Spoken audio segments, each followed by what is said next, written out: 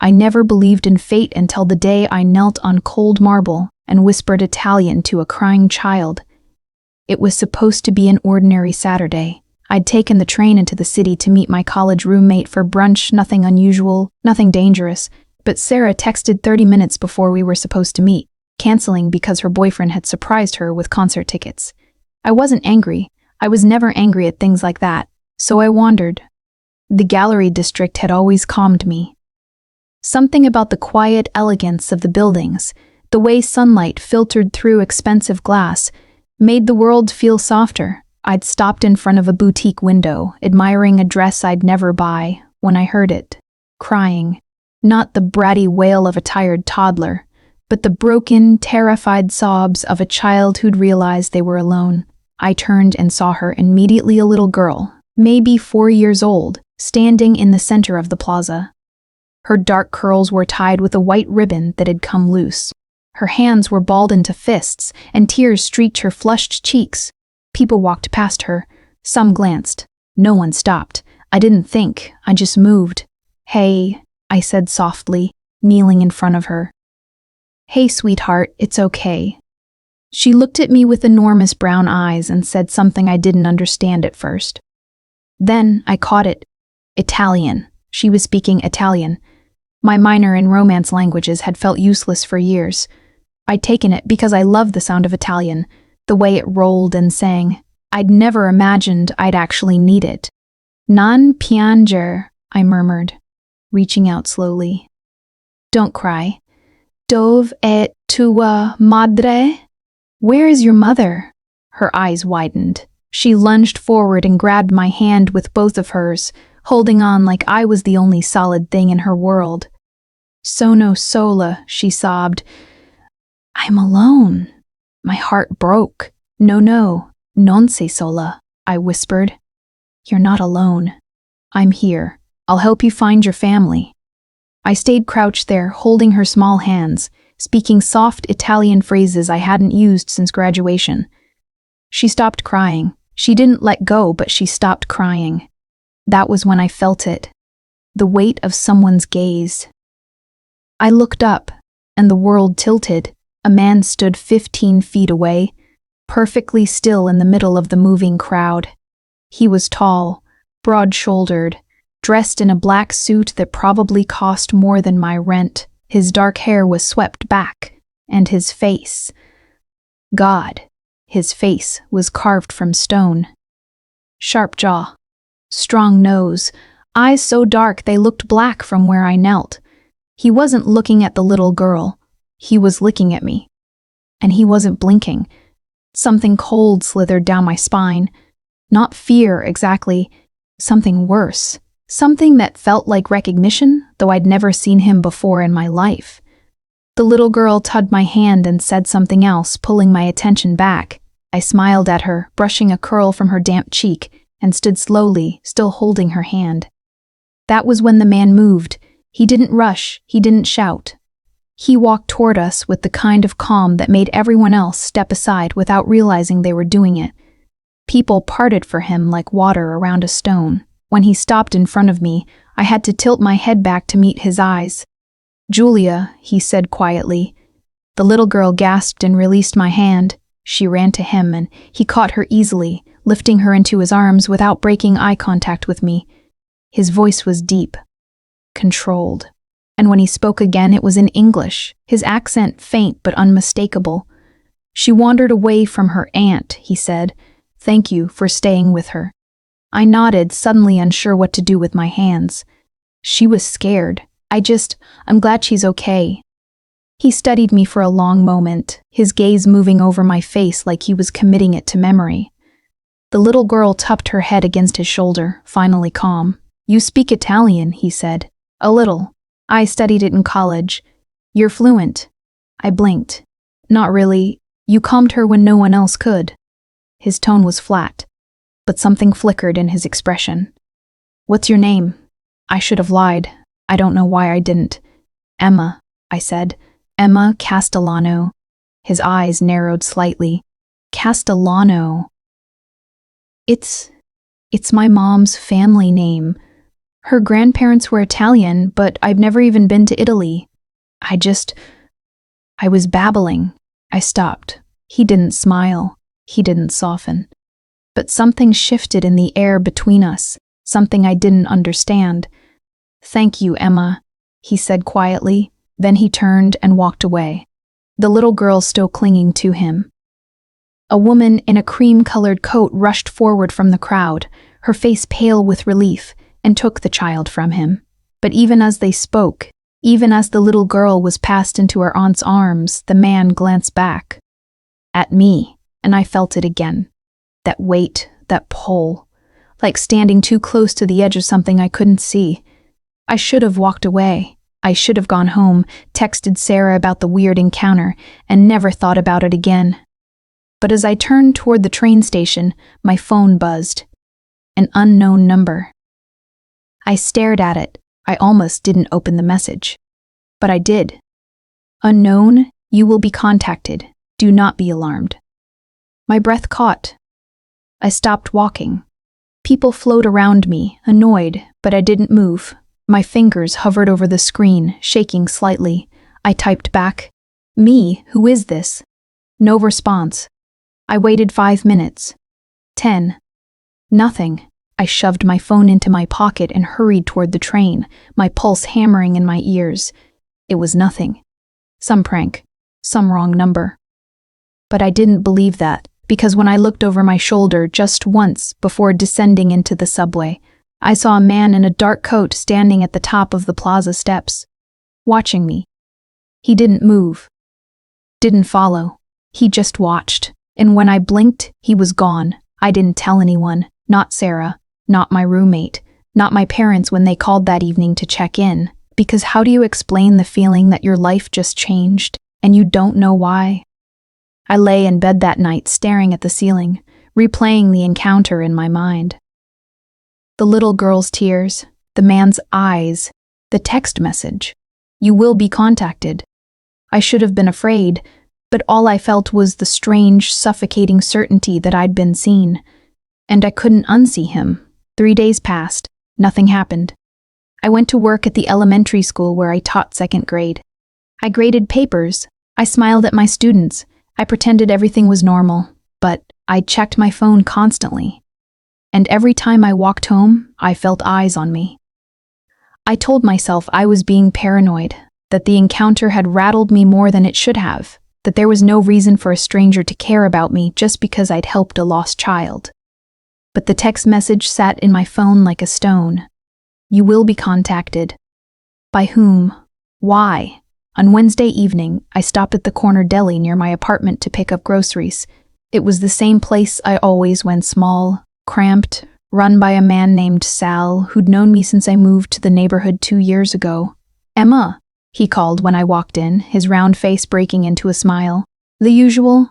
"Please," I said, managing a smile back. He started pulling items from the shelves: bread, eggs, the cheap pasta I lived on. But as he rang me up, he paused.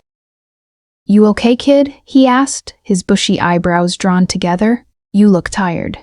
"I'm fine," I lied. "Just a long week." He didn't look convinced, but he didn't push. He bagged my groceries and waved off my thanks like he always did. I was halfway home when I realized someone was following me. Not obviously, not aggressively, but when I turned the corner onto my street, I caught the flicker of movement behind me. A man in a gray jacket, hands in his pockets, walking at the exact same pace I was. My heart kicked into overdrive. I sped up. So did he. I considered running. I considered screaming, but my apartment was only 2 buildings away, and there were people on the street. Not many, but enough. I made it to my door, fumbled with my keys, and practically fell inside. I slammed the door shut, locked it, and stood there breathing hard, my groceries still clutched in one hand. After a minute, I peered through the peephole. The man in the gray jacket stood across the street, leaning against a lamppost. He wasn't hiding, he was just there, watching. I stumbled back from the door, my pulse roaring in my ears. This wasn't paranoia. This was real. I didn't sleep that night. I sat on my couch with the lights off, staring at the door, my phone clutched in my hand. I thought about calling the police. But what would I say? A man walked behind me on a public street?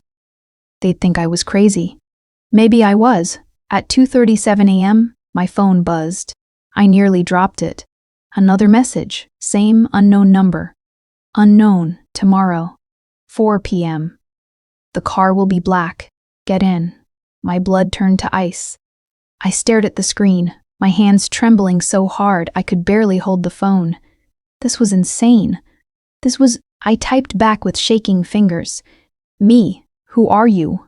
What do you want? The reply came immediately. Unknown, answers. You'll have them tomorrow. Me, I'm calling the police. Unknown, no, you won't. My breath hitched. Unknown, you're not in danger, Emma. But others are, if you want to understand. Get in the car. I read the message 5 times.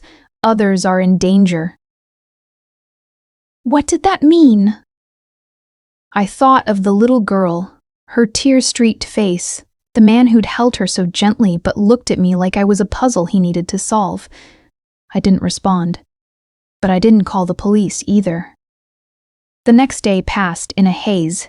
I taught my class on autopilot. I smiled when I was supposed to. I answered questions.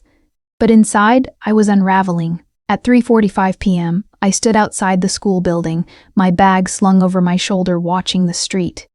A black sedan pulled up at exactly 4:44 p.m. It was sleek, expensive, with tinted windows that reflected the afternoon light. The kind of car that didn't belong in my neighborhood. The back door opened.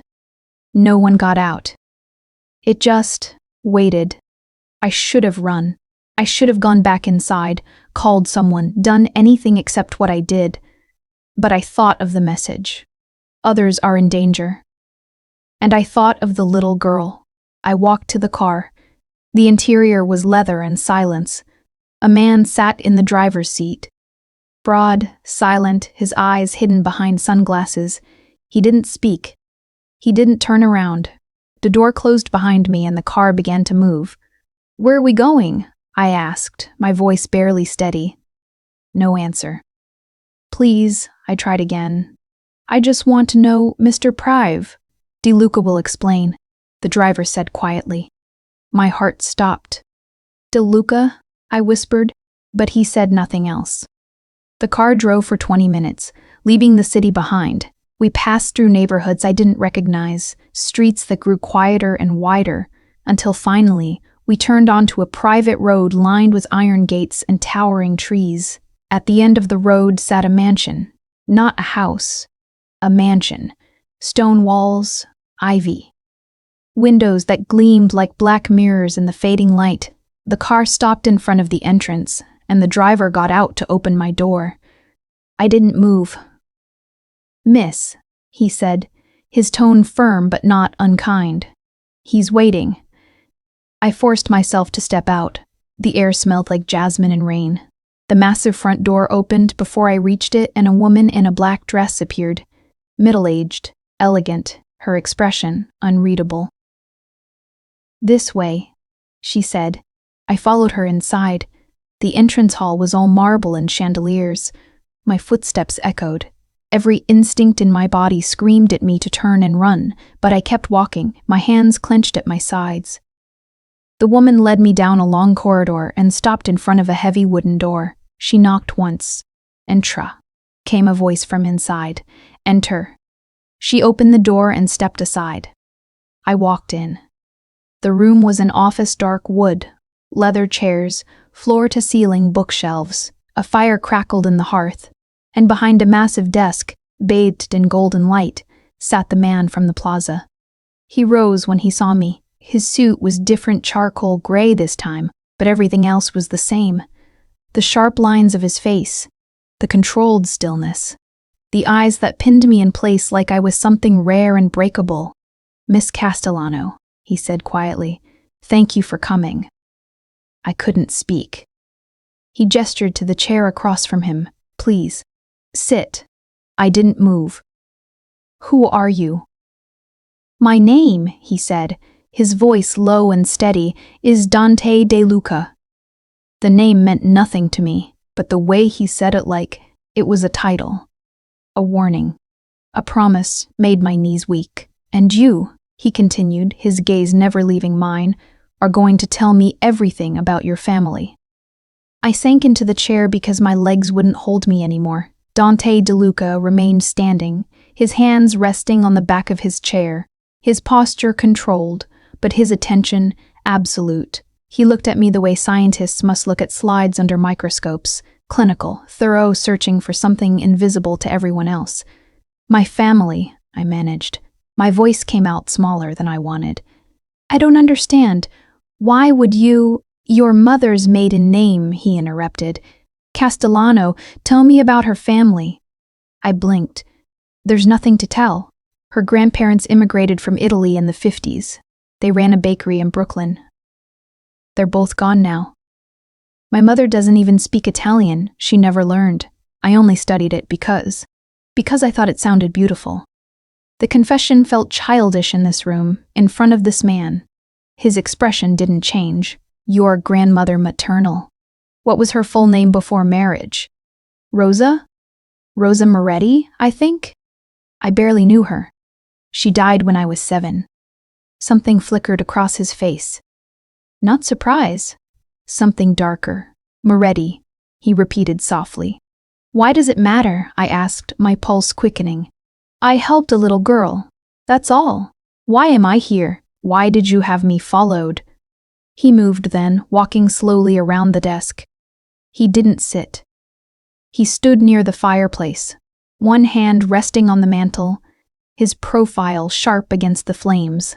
3 days ago, he said, you knelt on the ground and spoke fluent Italian to my niece. My breath caught. That was your niece? My brother's daughter. She was in the city with her aunt for the afternoon. She wandered away in a crowd. His jaw tightened almost imperceptibly. She was alone for less than 4 minutes, but in those 4 minutes she could have been taken, hurt, lost. The weight in his voice made my chest ache. You stayed with her, he continued, his dark eyes finding mine again. You didn't walk away. You didn't call for help. You sat with her in the middle of a busy plaza and you calmed her in her own language. Anyone would have— No. The word cut through the air like a blade. They didn't. Dozens of people walked past her. You were the only one who stopped. I didn't know what to say. And then, he said quietly, you gave me your name. Your real name, Castellano. So?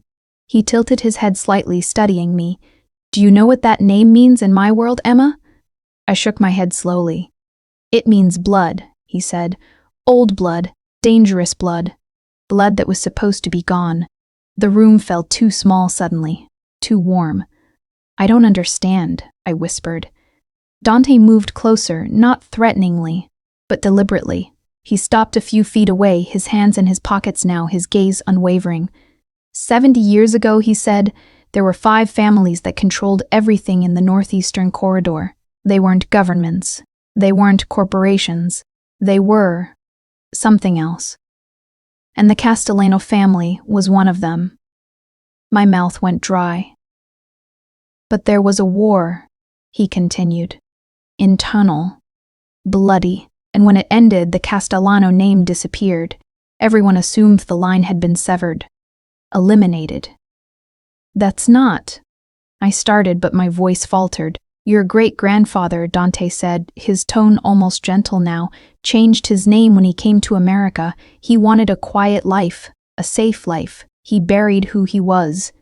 No, I breathed. That's not possible. My family ran a bakery. Yes. Dante's expression didn't change. Because that's what survivors do. The room spun. I pressed my hands against the armrests of the chair, trying to anchor myself. This was insane. This was some kind of mistake, I had you investigated, Dante said quietly. The moment you told me your name, I knew I needed to understand who you were. Where you came from. You had me investigated? My voice cracked. Every record. Every document. Your birth certificate. Your parents' marriage license. Your mother's family tree. He paused. and I found the truth. I couldn't breathe. "You're a Castellano," he said. "Not by choice, not by action, but by blood. And that makes you, what?" I whispered. His gaze softened, just barely. "It makes you someone people will want to use." I stood abruptly, the chair scraping against the floor. "This is crazy," I said, my voice shaking. "You're telling me my family was part of some criminal organization? That I'm in danger because of a name I didn't even know mattered?" "Yes." The simple honesty of it knocked the air from my lungs. "I'm a school teacher," I said desperately. "I live in a one-bedroom apartment. I buy discount groceries. I'm nobody." "You were nobody," Dante corrected, "until you spoke Italian to my niece in front of half the city's most dangerous people." I stared at him. "That plaza," he said, his voice low, "is neutral ground.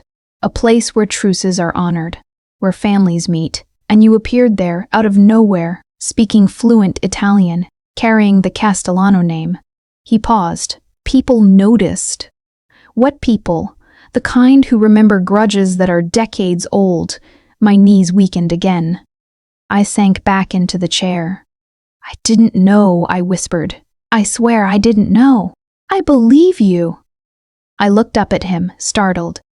His expression was still controlled, but something in his eyes had shifted. Something almost protective. "That's why you're here," he said quietly. "Because I believe you. And because if I don't protect you, someone else will find you first." "Protect me?" I echoed. "From what?" "From being used as a pawn. A symbol. A message." He moved closer, crouching slightly so we were eye level. "Your name means something, Emma, whether you want it to or not. And in my world, names are weapons." I couldn't look away from him. "What do you want from me?" I asked, my voice barely audible. "I want you to trust me," he said simply. "I don't even know you." "No." His gaze held mine. "But you will." He stood and walked back to his desk, pulling a folder from a drawer. He set it in front of me. "This is everything I found," he said. "About your family, your history, who you really are." I stared at the folder like it might burn me. "You don't have to read it now," Dante said. "But you should, because whether you accept it or not, this is your legacy." "I don't want a legacy," I whispered. "I know." His voice was softer now, almost kind. "But you have one anyway." I reached out with trembling hands and opened the folder. The first page was a photograph, black and white, faded with age. A man in a suit, standing in front of a building I didn't recognize. His face was serious, his eyes dark. He looked like my grandfather. No, he looked like me. I slammed the folder shut. Dante watched me, silent. "I need to go home," I said, my voice breaking. "You will," he said, "but not yet." "Why not?" "Because the man who followed you 3 days ago wasn't one of mine." The blood drained from my face. "He was sent to confirm you exist," Dante said quietly, "and now that he has, others will come." "Then what am I supposed to do?" I demanded, panic rising in my chest. Dante's gaze didn't waver.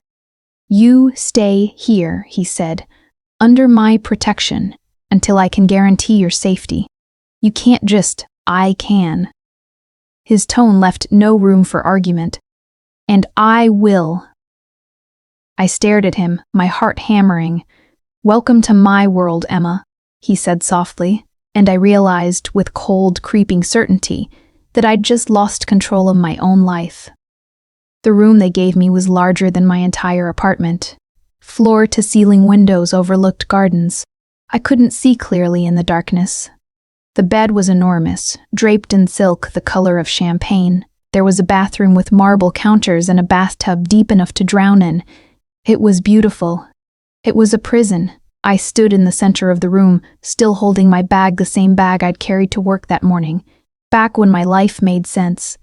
My phone sat heavy in my pocket. I pulled it out and stared at the screen. No signal. Of course. I tried anyway, dialing Sarah's number. It didn't even ring, just silence. Then a soft click. I sank onto the edge of the bed, my hands shaking. This wasn't real. This couldn't be real. But the folder Dante had given me sat beside me on the silk duvet. Undeniable and waiting. I didn't want to open it again, but I couldn't stop myself. Inside were photocopies of documents I'd never seen. Birth certificates, immigration records, newspaper clippings in Italian, the words faded but still legible, and photographs. So many photographs. Men in dark suits standing outside restaurants, women in elegant dresses at weddings, children, dozens of them playing in streets I didn't recognize. And in the center of one photograph, standing beside a fountain, was a young woman who looked exactly like my grandmother. The caption beneath it, handwritten in careful script, read, Rosa Castellano, 1948, not Moretti. Castellano. My hands trembled as I turned the page. There were more. Lineages traced back generations, names I didn't recognize connected by thin pencil lines. And at the bottom of the family tree, circled in red ink, was my mother's name, and beneath hers, mine. Emma Castellano. I closed the folder and pressed my palms against my eyes, trying to breathe. This was my family, my blood, and I'd never known. A soft knock at the door made me jump. Miss Castellano? A woman's voice, accented and polite. May I come in? I stood quickly, smoothing my shirt even though it didn't matter. Yes. The door opened and the same elegant woman who'd led me through the house earlier stepped inside. She carried a tray with tea and something that smelled like bread. I thought you might be hungry, she said, setting the tray on the small table near the window. You didn't eat. I hadn't even thought about food. Thank you, I managed. She studied me for a moment, her expression unreadable. Then, to my surprise, she smiled just slightly. My name is Teresa, she said. I manage the household. If you need anything, you ask me. Yes? I nodded. Mr. DeLuca wants you to be comfortable, she continued. You are a guest here. A guest who can't leave, I said quietly. Teresa's smile faded, but not unkindly. A guest who is protected. There is a difference. I didn't argue. She moved toward the door, then paused. He is not a bad man, Miss Castellano. Dangerous, yes, but not bad. How do you know the difference? I asked. She looked back at me, her eyes sad and knowing. Because I've seen both. Then she was gone, and I was alone again. I didn't sleep. I lay in the enormous bed, staring at the ceiling, listening to the sounds of the house. Footsteps in distant hallways. Doors opening and closing. Once I thought I heard voices low, tense, speaking in Italian too rapid for me to follow. At some point past midnight, I gave up. I wrapped myself in the robe Teresa had left folded on a chair and stepped into the hallway. The house was darker now, lit only by sconces along the walls. I moved quietly, not sure where I was going, just needing to move. I found myself in a long gallery lined with portraits. Old ones, the paint cracked with age. Men and women in period clothing, their expressions stern and proud. At the end of the gallery was a newer photograph, large, framed in dark wood. It was Dante. He stood in the center of a group of men, all in suits, all watching the camera with the same controlled intensity. But Dante was the one your eyes went to first, the one who commanded the frame without trying. That was taken 5 years ago. I spun around, my heart leaping into my throat. Dante stood in the doorway, still dressed, though his tie was gone and his shirt was unbuttoned at the collar. He looked tired, more human than he had in his office. I'm sorry, I said quickly. I couldn't sleep. I didn't mean to. It's fine. He walked into the gallery, his hands in his pockets, his footsteps silent on the thick carpet. You're not a prisoner, Emma. You can move through the house freely. As long as I don't leave. His jaw tightened. Yes. We stood in silence for a moment, the weight of everything unsaid pressing down between us. Who are they? I asked finally, nodding toward the photograph. Family, he said simply. Blood family, some. He glanced at the photograph, his expression unreadable. Others earned their place. And that's how it works in your world, I asked. You either inherit your place or you earn it. Yes. Which did you do? His gaze shifted to me, sharp and assessing. Both. I didn't know what to say to that. He moved closer, stopping a few feet away. You read the folder. It wasn't a question. Some of it, I admitted. I don't know how to feel about it. You don't have to feel anything, Dante said quietly. The past isn't your fault, but it's my responsibility now, isn't it? I looked up at him. Because of a name I didn't choose, something flickered in his expression, regret maybe, or understanding. Yes, he said, that's not fair. No. His voice was softer now. It's not. We stood there in the gallery, surrounded by the faces of people long dead, and for the first time since I'd arrived, I didn't feel quite so alone. Why are you helping me? I asked. You don't know me. You don't owe me anything. Dante was quiet for a long moment. When he finally spoke, his voice was low, almost hesitant. My niece is 4 years old, he said. She doesn't understand the world she was born into yet. She doesn't know that walking away from her aunt, even for a moment, could cost her everything. He paused, his gaze distant. But you did, he continued. You saw a frightened child and you didn't think about danger or consequences. You just helped her. His eyes found mine again. In my world, that kind of innocence doesn't exist. People don't help without expecting something in return. They don't kneel on cold marble and whisper comfort to strangers. My throat tightened. You reminded me, he said quietly, that not everyone is broken. The air between us felt fragile. Charged. I'm not innocent, I whispered. Not anymore. No, Dante agreed. But you're not broken either. His gaze held mine, and for a moment I forgot to breathe. Then he stepped back, the distance between us widening again. You should rest, he said, his tone formal once more. Tomorrow we'll begin making arrangements. Arrangements for what? For keeping you alive. I returned to my room with his words echoing in my mind. Keeping you alive.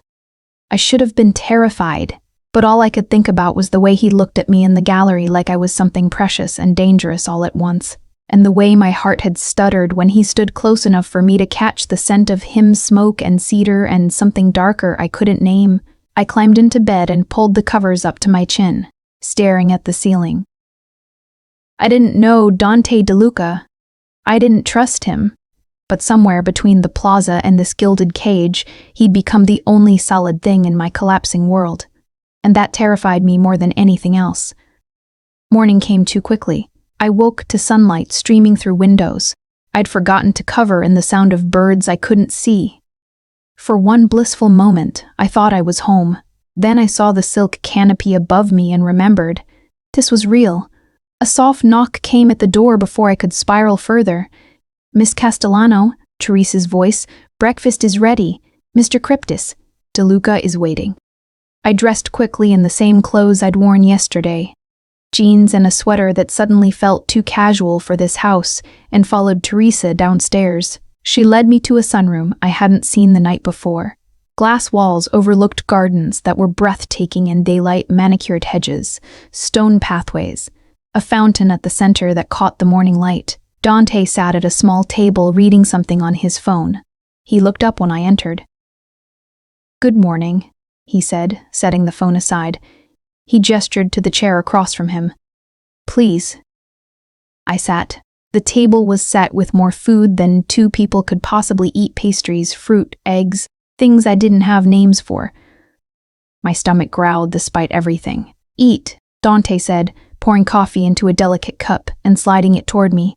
You'll need your strength. For what?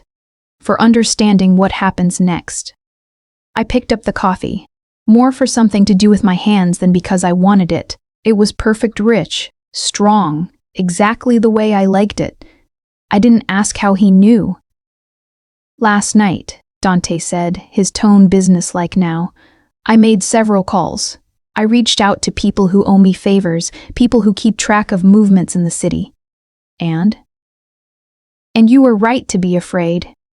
His gaze was steady. 3 different organizations have taken an interest in you since the Plaza incident.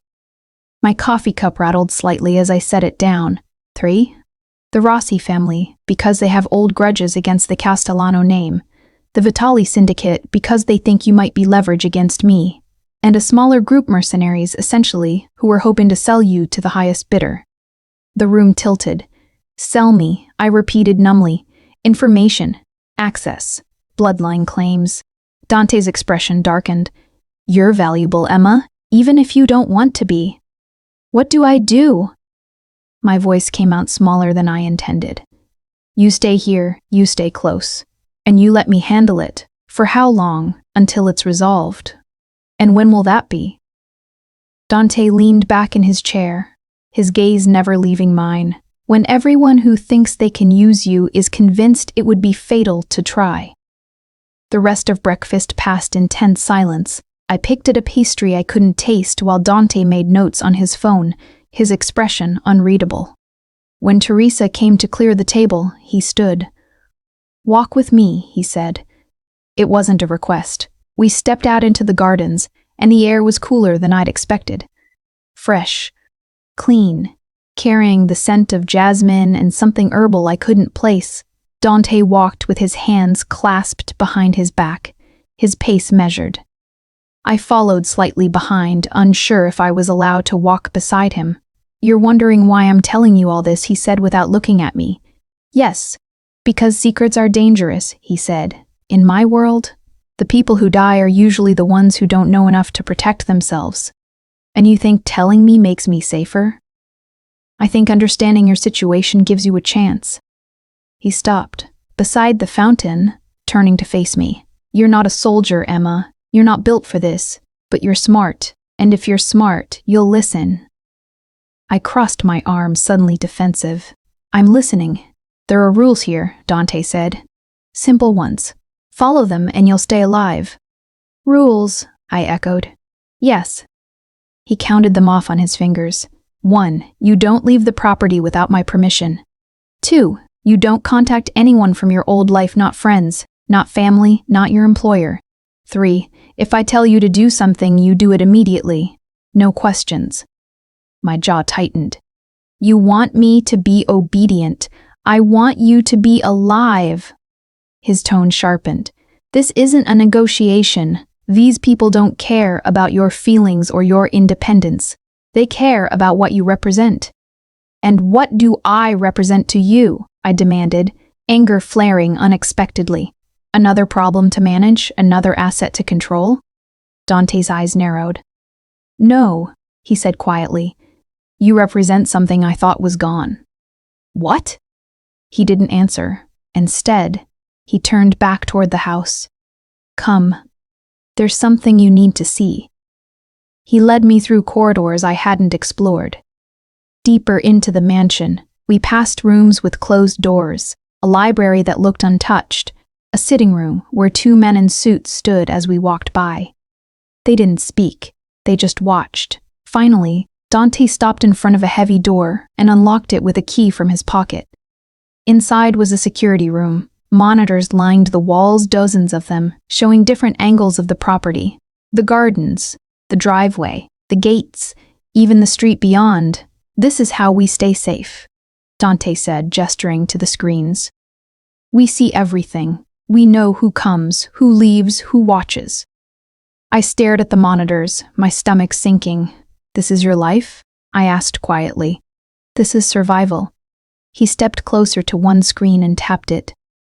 The image shifted, zooming in on a car parked half a block from the estate gates. That car has been there for 6 hours, Dante said. The man inside has taken 3 phone calls and hasn't moved. He's waiting. For what? For you to make a mistake? I swallowed hard. Dante turned to me, his expression serious. Do you understand now? This isn't paranoia. This is reality. And if you want to live through it, you need to accept that your old life is over. You're asking me to disappear, I whispered. I'm asking you to adapt. What if I can't? His gaze softened, just barely. Then I'll protect you anyway. We left the security room in silence. As we walked back through the house, I felt the weight of everything pressing down on me, the rules, the surveillance, the suffocating awareness that I was being hunted by people I'd never met. What happens if they get to me? I asked, suddenly. Dante stopped walking. He turned to face me, and for the first time, I saw something raw in his expression. They won't, he said, but if they do, they won't. His voice was steel. Because I won't let them. Why? I asked, my voice breaking. Why do you care? He stepped closer and the air between us thickened. Because you saved something precious to me, he said quietly, and in my world, debts like that are paid in full. This isn't a debt, I whispered. This is my life. I know. His gaze held mine, intense and unwavering.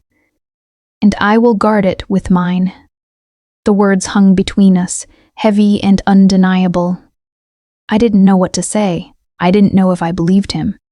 But standing there, in the shadow of his protection, I realized something terrifying. I wanted to. That night, I sat by the window in my room, staring out at the gardens bathed in moonlight. Somewhere beyond the gates, people were watching. Waiting. And inside these walls, I was safe, but safety, I was learning, came with a price. I thought about my students, my apartment, the life I'd built from nothing, small and quiet, and mine. It was gone now, and I didn't know if I'd ever get it back. A soft sound made me turn. Dante stood in the doorway, his silhouette framed by the hallway light. I saw your light on, he said. I wanted to make sure you were all right. I don't know if I'll ever be all right again, I admitted. He stepped into the room and the door clicked shut behind him. You will, he said quietly. I promise you that. How can you be so sure? He moved closer, stopping just a few feet away. In the dim light, his face was all shadows and sharp lines. Because I've seen what you're made of, he said, and I know strength when I see it. I looked up at him, my throat tight. I don't feel strong. You don't have to. His voice was soft now, almost gentle. Not yet. We stood there in the darkness, and for a moment, the world outside didn't exist. There was only him, only this, and the terrifying realization that I was beginning to feel safe in the presence of the most dangerous man I'd ever met.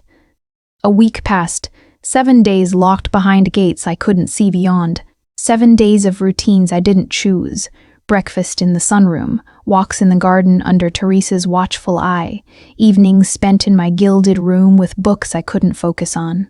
Dante was everywhere and nowhere. I'd see him in the mornings, always dressed in dark suits, always reading something on his phone. He'd ask how I slept. If I needed anything, his tone was polite, distant, controlled. But sometimes, I'd catch him watching me. In the garden, when he thought I wasn't looking.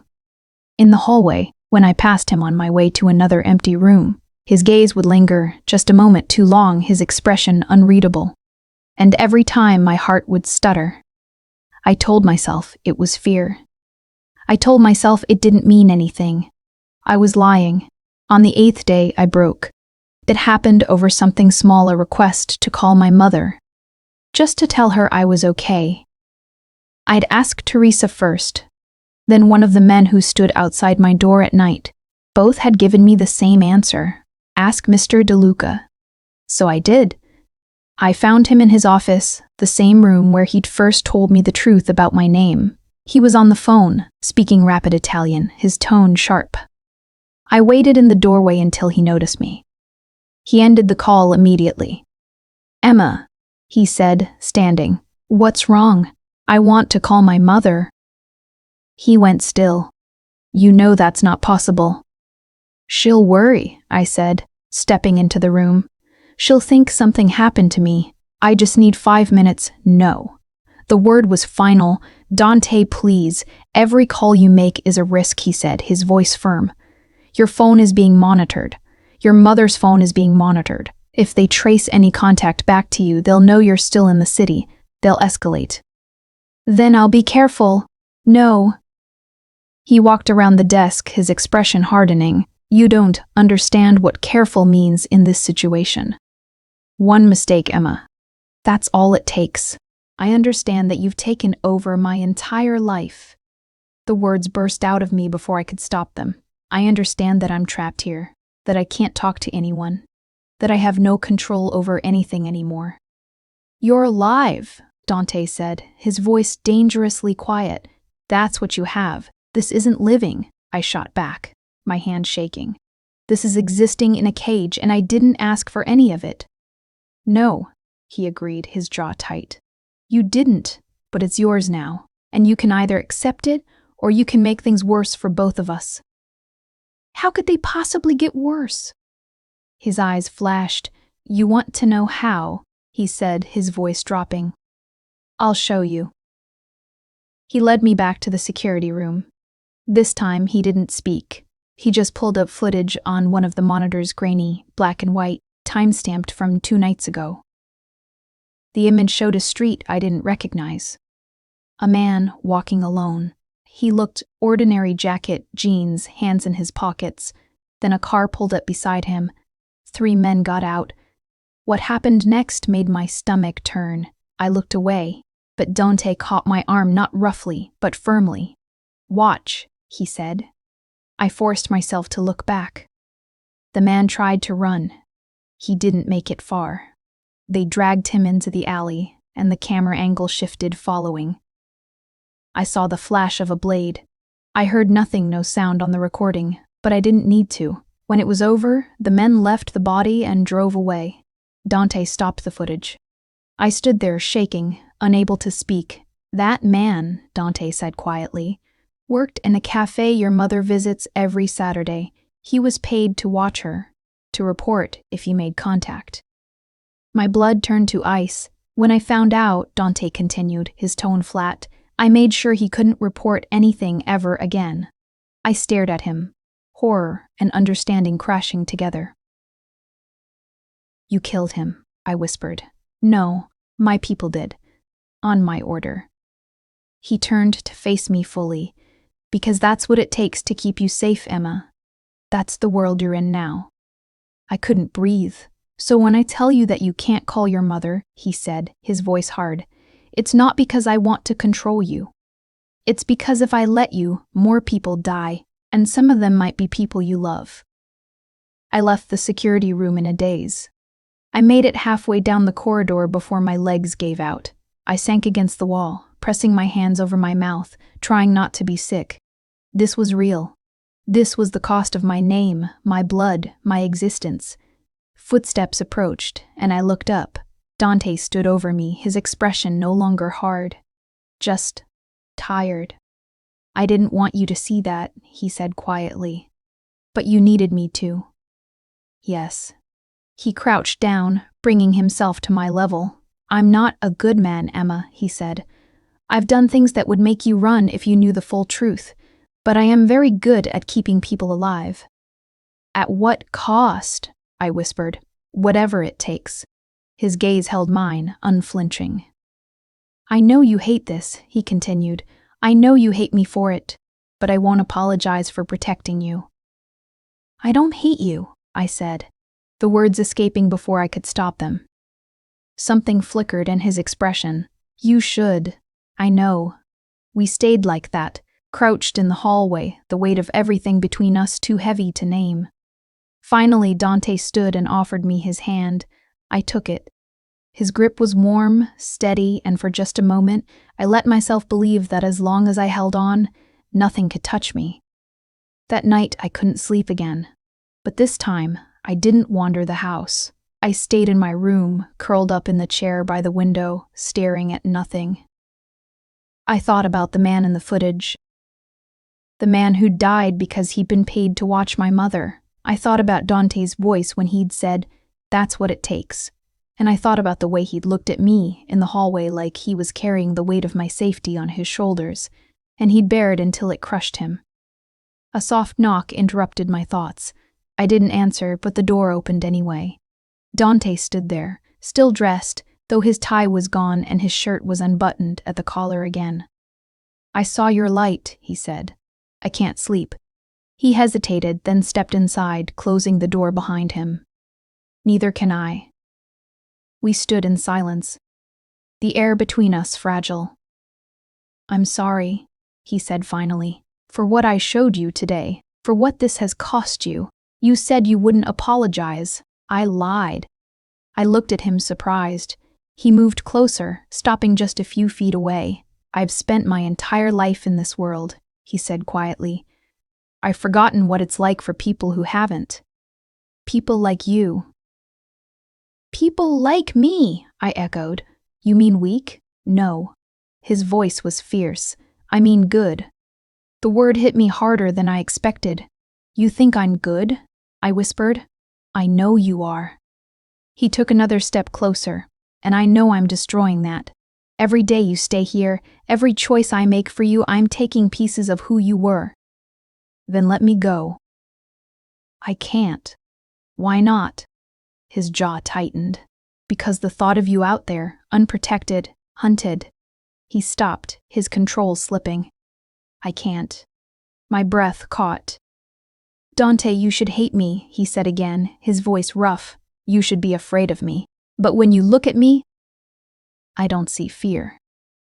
"What do you see?" He stepped closer, and suddenly the space between us was gone. "I see someone who's trying not to break," he said quietly, "and I see someone who makes me want to be something I'm not." My heart pounded so hard I thought he must hear it. "What do you want to be?" I whispered. His gaze dropped to my mouth, then back to my eyes. "Someone who deserves to stand this close to you." The words hung in the air, raw and honest. I should have stepped back. I should have reminded him and myself that this was wrong, that he was dangerous, that I didn't belong in his world.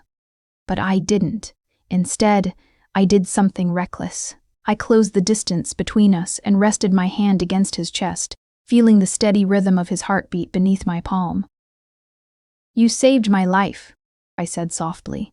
"Maybe that's enough." His hand came up to cover mine, his touch careful, almost reverent. "It's not," he said, "but God help me, I'll take it anyway." And in that moment, I realized something terrifying. I wasn't his prisoner anymore. I was something far more dangerous. I was his weakness, and he was becoming mine. He didn't kiss me that night. He should have. I wanted him to. But instead, Dante pulled away, his hand slipping from mine.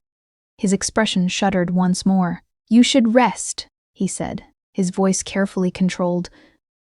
Then he left, and I was alone again. But everything had changed.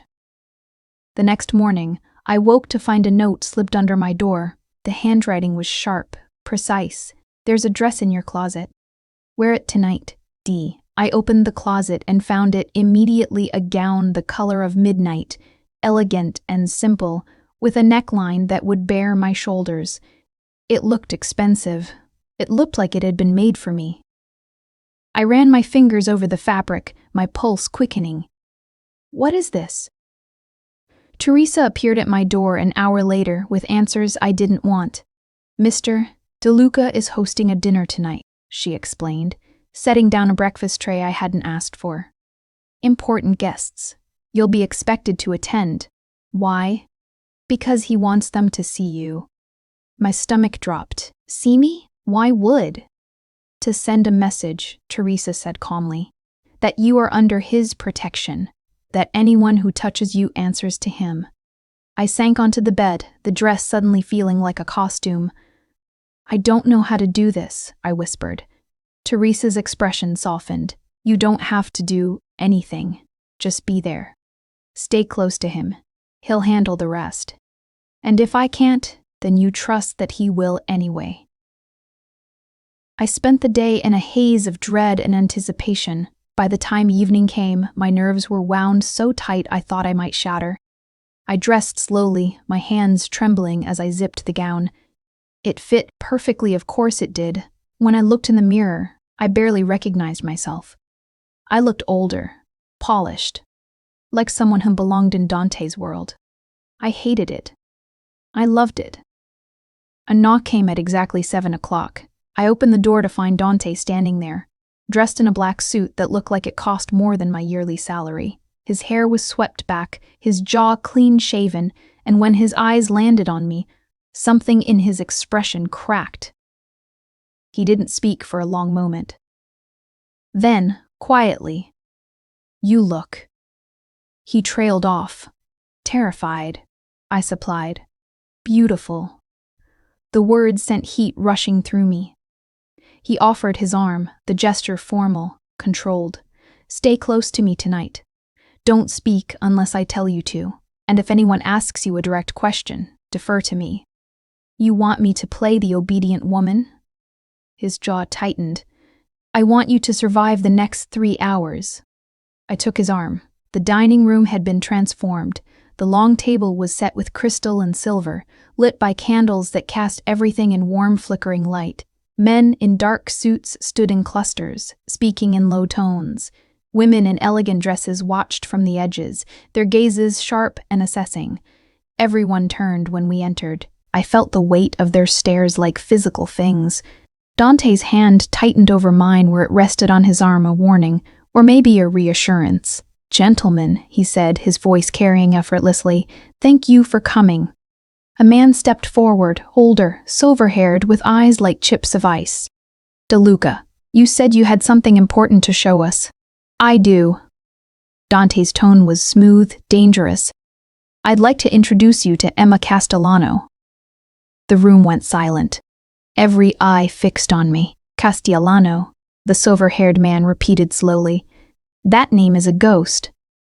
"Not anymore," Dante said. Another man laughed sharp, disbelieving. "You expect us to believing she's legitimate? That after 70 years a Castellano just appears?" "I expect you to believe the evidence," Dante said coolly. He gestured to a folder on the table. "Bloodline documentation, birth records, genealogical proof traced through 3 generations." The silver-haired man picked up the folder, flipping through it. His expression didn't change, but something in his posture stiffened. "Even if this is real," he said slowly, "what does it matter? The Castellano line has no power, no claim." "She has my protection," Dante said. "That's claim enough." The temperature in the room dropped. "You're taking her under your banner?" Another man asked, his tone incredulous. "Yes. Why?" Dante's gaze was steel. "Because I choose to." The silence stretched. Then the silver-haired man smiled, cold, calculating. "Interesting. Very interesting." He looked at me, and I fought the urge to step back. "Tell me, Miss Castellano," he said, "do you even know what your name means?" I opened my mouth, but Dante spoke first. "She knows enough." "Does she?" The man's smile widened. "Does she know that her great-grandfather betrayed his own family? That the Castellano name is synonymous with cowardice?" "Careful," Dante said quietly. "Or what?" The man took a step closer. "You'll start a war over a schoolteacher who doesn't even know her own history?" The air turned electric. Dante moved, not quickly, but deliberately. He stepped between me and the silver-haired man. His posture relaxed, but his presence absolute. "If you disrespect her again," Dante said, his voice soft and lethal, "you won't leave this house." The man stared at him for a long moment. Then he laughed. "You always did have a weakness for strays, DeLuca." He turned to the others. "Gentlemen, I think we've seen enough." They left as a group, their departure efficient and coordinated. When the door closed behind them, the room exhaled. Dante didn't move for a long moment. Then he turned to me, his expression unreadable. "Are you all right?" I nodded, even though I wasn't sure it was true. "Good." He took my hand gently this time. "Come, we're not done yet."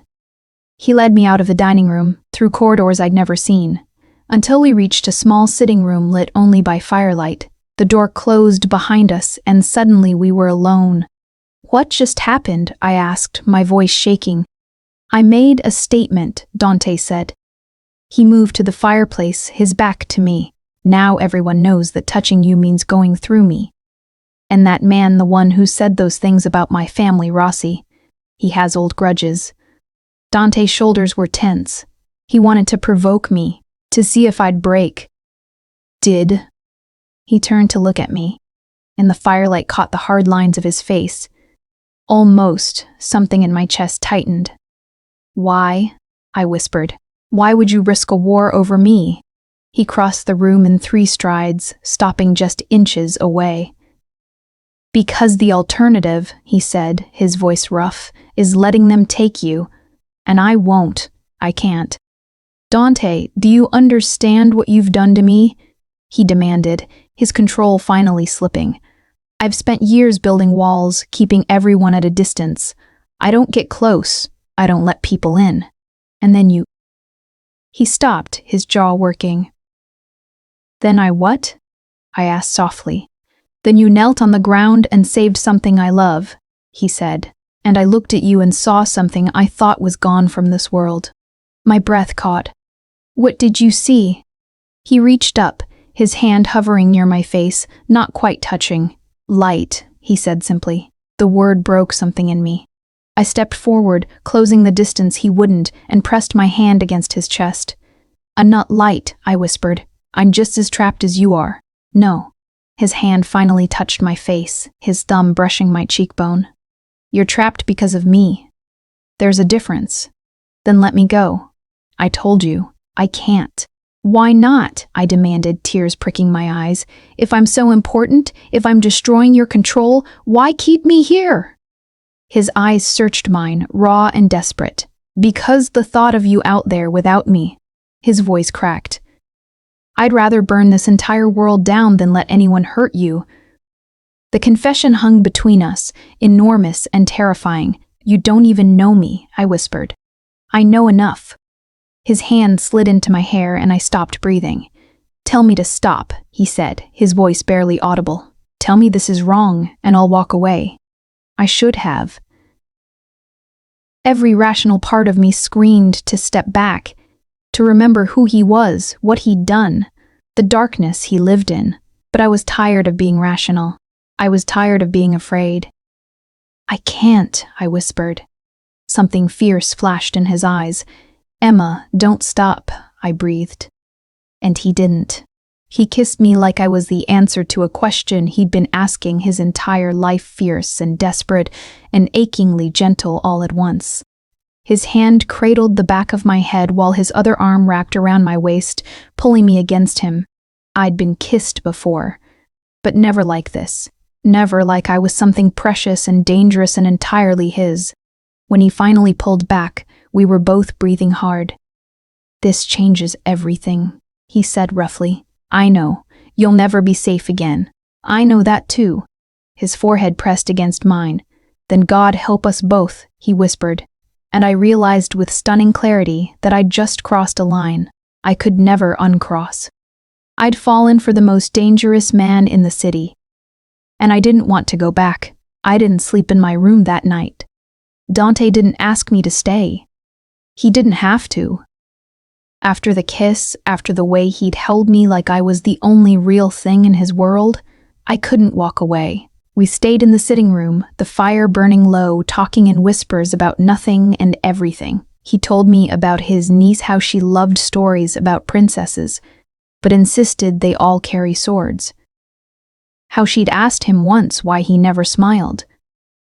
What did you tell her? I asked. That I was waiting for a good reason, and now?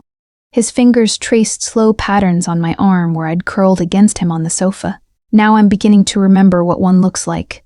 When dawn broke through the windows, I finally returned to my room. Teresa said nothing when she brought breakfast, but I saw the knowing look in her eyes. I didn't care. For the first time since arriving at the estate, I felt something other than fear. I felt alive. It lasted exactly 6 hours. I was in the garden that afternoon reading a book I still wasn't absorbing when I heard the gunshots. 3 of them, sharp and close, shattering the quiet. I dropped the book and ran toward the house. Men were shouting. I saw 2 of Dante's guards running toward the front gates, weapons drawn. Teresa appeared from nowhere and grabbed my arm. Inside, she hissed. Now, what's happening inside? She dragged me through the kitchen and down a hallway I'd never seen. Her grip iron tight. We descended a staircase into what looked like a basement, and she pushed me into a small room lined with concrete. "Stay here," she ordered. "Lock the door. Don't open it for anyone except Mr. Brew, DeLuca, Teresa." But she was already gone, the door slamming shut behind her. I locked it with shaking hands and pressed my back against the wall, my heart hammering. More gunshots. Closer now, shouting in Italian, angry, desperate. Then silence. The kind of silence that meant something terrible had happened. I don't know how long I waited in that concrete room. Minutes, hours, time stopped meaning anything. Then I heard footsteps. Slow, measured. They stopped outside the door. "Emma." Dante's voice. I unlocked the door and threw it open. He stood there, blood on his shirt, his face expressionless. "Are you hurt?" I demanded, reaching for him. "That's not mine." He caught my hands, holding them still. "Are you all right?" "What happened?" Rossi sent a message. His tone was flat, controlled, but rage simmered beneath it. 5 men. They got past the first gate before we stopped them. My stomach dropped. They're dead." He said it without emotion. "All of them." I stared at him, unable to process it. "This is my fault," I whispered. "No." His grip tightened. "This is his fault, and he'll answer for it. Dante, if people are dying because of me, they're dying because Rossi is a fool." He pulled me against him, his arms wrapping around me tightly. "This isn't on you. Do you understand? This is what happens when men like him forget their place." I pressed my face against his chest, feeling his heartbeat steady, unshaken. "I'm scared," I admitted. "I know." His voice softened. "But I told you, I won't let them take you." That night, Dante called a meeting. I wasn't invited, but I heard them anyway. Voices carrying through the vents, tense and sharp. "Rossi declared war the moment his men crossed our gates," someone said. "Then we respond," another voice replied. "Hard, fast, make an example." "And risk full-scale conflict?" A third man, older. "We're not prepared for. We don't have a choice." Dante's voice cut through the argument. "Rossi challenged my authority. If I don't respond, every family in the city will see it as weakness." "Because of the girl?" Silence. "Yes," Dante said finally, "because of her. Is she worth it?" I held my breath, waiting. "Yes," the single word echoed. "Then we move tonight," someone said. "Hit the Rossi holdings, send a message that can't be ignored." "Agreed," Dante said, "but I go personally." "That's not, I go personally," he repeated, his tone leaving no room for argument. "Rossi wants to see if I'll break for her. I'll show him exactly what I'll do." I found him an hour later, in his office, loading bullets into a gun. "Don't go," I said from the doorway. He looked up, unsurprised to see me. "You were listening." "Don't go," I repeated, stepping inside. "Please, I have to." "Why?" My voice broke. "Why does it have to be you?" He set the gun down and crossed to me, his hands framing my face. "Because if I send someone else," he said quietly, "Rossi will think I'm hiding behind my men, that I care more about staying safe than protecting what's mine. And you can't let him think that." "No." His thumbs brushed my cheekbones. "I can't. What if you don't come back?" Something flickered in his eyes, not fear, but acknowledgement. "Then Teresa will make sure you're taken somewhere safe, somewhere no one will find you." "I don't want safe," I whispered fiercely. "I want you alive." His expression softened. "Emma, you said I changed something in you," I continued, the words tumbling out desperately. "You said I made you want to be someone different, so be different, don't go. Send someone else. I don't care what Rossi thinks. I care." His voice was gentle but firm. "Because what he thinks determines whether you live or die. And I won't gamble with that." Tears burned my eyes. "I can't lose you," I said. "Not now, not after." He kissed me, soft and lingering and heartbreaking. When he pulled back, his forehead rested against mine. You won't lose me, he promised. I've survived worse than Rossi. Promise me. Emma, promise me you'll come back. He was silent for a long moment. Then, I promise. He left an hour later. I stood at the window in my room, watching the cars pull away into the night black sedans with tinted windows, carrying men with guns and cold determination. Carrying him, Teresa found me there. He'll be fine, she said quietly. I've seen him go to war before. He always comes back. What if this time is different? It won't be. She placed a hand on my shoulder. He has a reason to survive now. I looked at her, tears streaming down my face. What reason? She smiled sadly. You.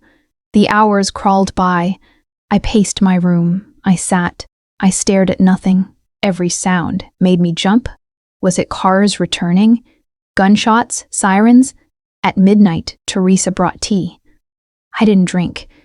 At 2 a.m., I finally sat down, exhausted. Exhausted. At 3:47 a.m., I heard engines. I ran to the window. 3 cars pulled through the gates, moving fast. Men got out, moving with urgency but not panic. And then I saw him. Dante stepped out of the lead car, his shirt torn, blood on his hands, but alive. Alive. I didn't think. I ran.